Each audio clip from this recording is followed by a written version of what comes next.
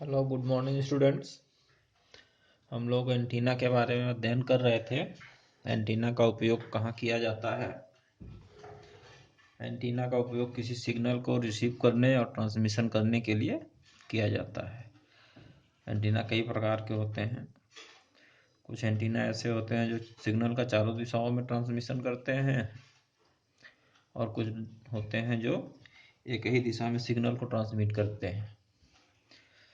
हम लोग पिछले में पढ़े थे कि ओमनी डायरेक्शनल एंटीना। हम लोग ओमनी डायरेक्शनल एंटीना के बारे में पढ़ेंगे। This type of antenna is designed for provide a 360 degree radiation of signals. This type of antenna is used when coverage in all direction from the antenna. The standard 2.14 dBi rubber ducks is a style of omnidirectional antenna. इस प्रकार का antenna का उपयोग किया जाता है जब signal को चारों दिशाओं में सिग्नल का रेडिएशन किया जाता है। इस टाइप का एंटीना को इसलिए यूज़ किया जाता है कि चारों तरफ सिग्नल का डायरेक्शन हो और सिग्नल चारों दिशाओं में ट्रांसमिट हो, प्रसारित किया जा सकता है। अगला है directional antenna. This type of antenna comes in many different shape and style. ये इस प्रकार का एंटीना अलग अलग आकृति तथा आकार में उपलब्ध होता है। It has the effect of providing more energy in one direction and less energy in other direction. इस प्रकार के एंटीना में जो मैक्सिमम इफिशियंसी होती है, एनर्जी होती है, किसी पर्टिकुलर एक दिशा में होती है।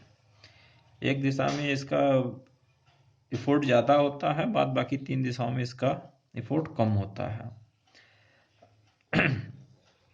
Other direction, as the gain of directional antenna increase, the angle of radiation decrease. जब इसका एंटीना का डायरेक्शनल एंटीना का गेन को बढ़ाते हैं, the gain of directional antenna increase, जब बढ़ाते हैं तब angle of the radiation decrease, तब उसका जो एंगल होता है डायरेक्शन रेडिएशन का जो कवरेज होता है वो कम हो जाता है। Providing A greater coverage distance but reduce coverage angle.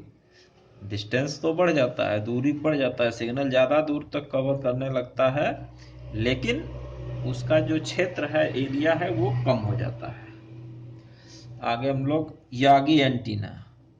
Yagi antenna का नाम आप लोगों ने सुना होगा। पहले हम लोग जब टीवी उवी में यूज़ करते थे तो टीवी में यूज़ होने वाला एंटीना यागी एंटीना कहलाता है। इसका पूरा नाम होता है Yagi Uda antenna.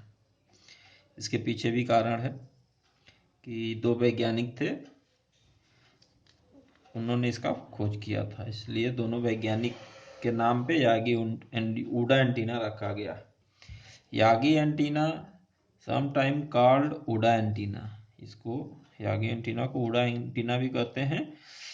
Uda RF antenna is widely used where gain of directive are required from the RF antenna. RF antenna से जब ज़्यादा से ज़्यादा गेन और डायरेक्शन की आवश्यकता होती है तब इसका उपयोग किया जाता है। The Yagi Uda antenna aerials is one of the most successful RF antenna. यह एक प्रकार का आरएफ एंटीना है जो बहुत सक्सेसफुल एंटीना है। It is used widely variety of application. बहुत ज़्यादा एप्लीकेशन में इसका उपयोग किया जाता है। यागी उडा एंटीना का उपयोग बहुत ज़्यादा जगह किया जाता है। वेयर, जहाँ an RF antenna design with a gain and directivity.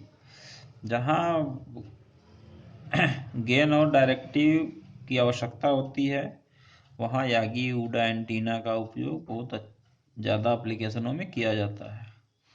This is particularly for television reception. इसका उपयोग टेलीविज़न के सिग्नल को रिसीव करने के लिए किया जाता है। But it is also used any other domestic and commercial application. इसका उपयोग घरेलू और कमर्शियल दोनों जगहों किया जाता है। कहाँ? जहाँ RF एंटीना इज नीडेड, जहाँ RF एंटीना का उपयोग होता है। That has gain and directivity, जहाँ दिशा, एक किसी पर्टिकुलर दिशा में ज़्यादा गेन की आवश्यकता होती है, वहाँ RF एंटीना का यूज किया जाता है, RF UDA एंटीना का प्रयोग किया जाता है।